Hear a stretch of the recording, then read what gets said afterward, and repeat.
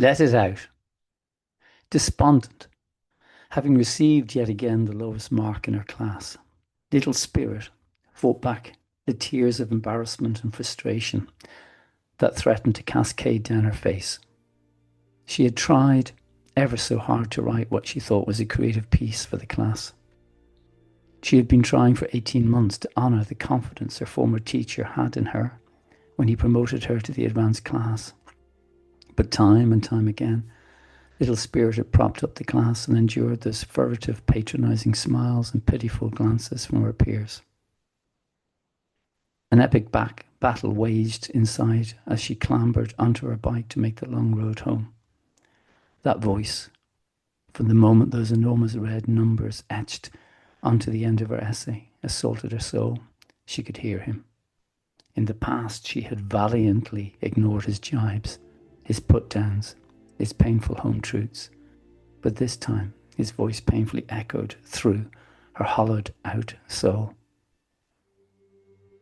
You're an embarrassment, a total loser. You can't write. You don't have the imagination.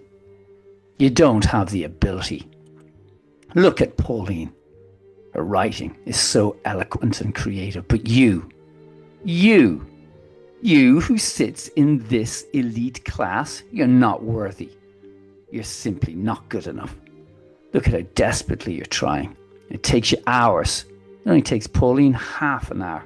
Natural talent, that is. Face it, you're simply not good enough. She had tried to reason with the voice in the past, but time and time again his ever-present criticism had eroded what little confidence she had left, and now, a shell of a soul, she felt utterly defeated. There was nothing left to do but to give in, she thought, as she absently pedalled. There was only one more essay to write, and then summer beckoned. It couldn't come quick enough. She was tired of trying, tired of feeling humiliated, tired of fighting the voice. She felt broken. A giant tub of Ben & Jerry's double chocolate beckoned. And then she heard a new voice. At first it was hard to detect amidst the violent tempest. It felt like a warm and gentle breeze kissing her face after a harsh winter, a hint of safety and the promise of sanctuary, an oasis. You're trying too hard, my dear. You're too concerned about what other people think and have let the pressure of someone's belief in you enslave you. You can write. Your imagination is what got you into the class in the first place. Remember the time when you didn't care.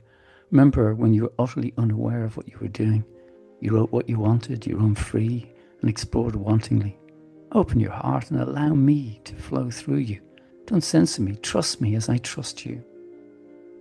The brouhaha that had raged back and forth within her, between her head and her heart, as she slowly cycled, abated.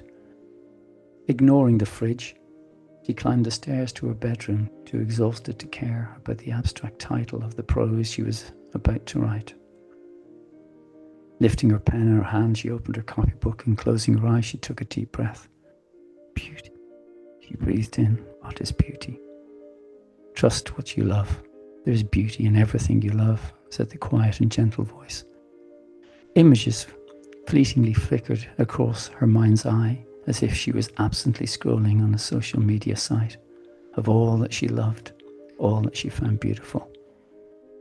What are you passionate about? What do you love most? Dancing, she said. And then that's what you must write about.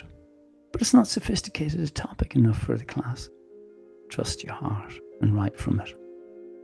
Immediately, she was drawn to an image of the preparation of a dancer before her performance. Care and attention of the small details required to ensure everything was ready for the moment the music started. The words flowed from her as she consumed by personal experience of an act she loved, the freedom, the calmness of her mind, the invigoration of her soul, the feeling of strength in her body.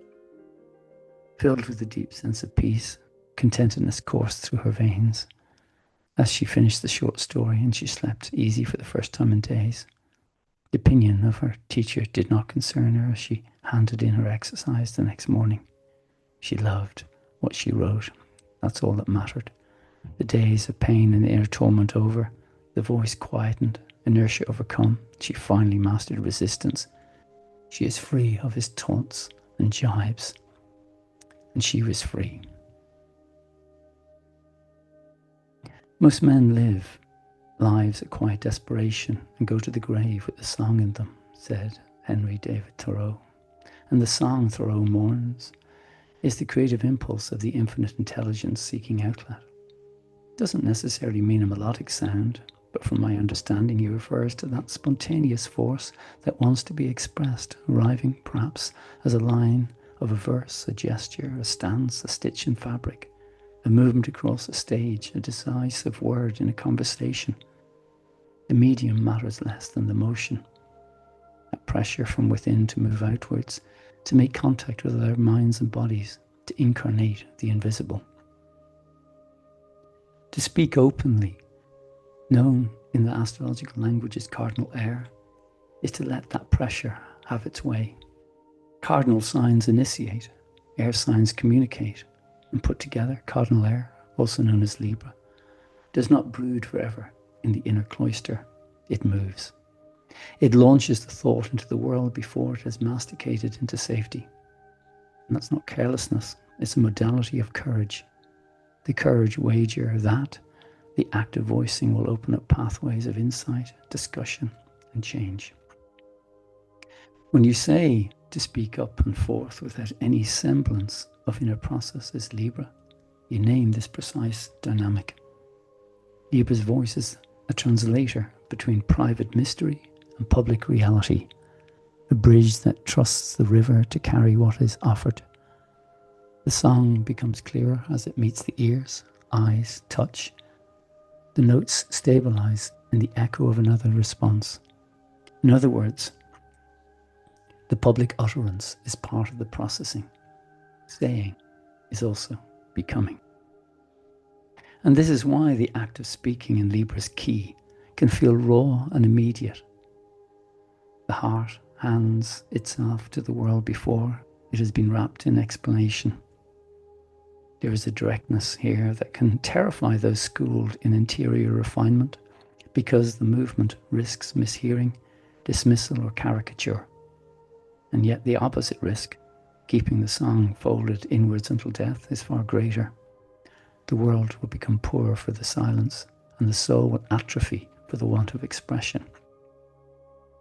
Libra's gift is therefore the pragmatic and sacred at once. It is pragmatic because the spoken line, a performed movement, a public image produces consequence, and it starts relationships and realities. It is sacred because the outward motion is how the personalized spark of God meets the other personalized sparks and becomes revelation. To speak in this way is to stake a claim on the existence. Here I am, and this is what I carry. The danger and the teaching is simple. Every first song needs to be broadcast unfiltered. Cardinal Air will move, and the practice is to learn to trust the impulse enough to begin and receive the world's response as part of the refinement. For Little Spirit, her dance was the first line she dared to send out. The writing that followed was the echo that helped her recognize the original memory. Little Spirit's breakthrough arose in that moment where she was allowed what she loved to move into form, and her pen carried the rhythm of her dance, and through the rhythm her voice revealed itself. And Libra is alive in such moments as the Cardinal Air initiates through the expression, releasing what is within so it may take place in the world. It doesn't wait for perfection or certainty or permission. It breathes forth, trusting that the act of voicing is itself a kind of becoming. To speak, to write, to dance are the movements of the soul meeting the world, and each gesture declares, I'm here and this is what I carry. The words neither comparison nor validation, because they arrive from the same source that brought them into being. And this is the essence of Libra. To openly and freely give creative expression to the breath of God that streams through you. Libra's gift is this forward motion, this courageous openness, this willingness to let the song be heard in all of its trembling beauty. And through such expression, the infinite finds another channel, and the world is enriched by the echo of a singular spirit daring to declare itself. And so when you read Libra in this text, Think of an initiated breath that meets the world, abrupt, generous, formative. And think of speaking up and forth, an action that completes itself in the public mirror, a creative economy in which giving voice is itself the work of becoming.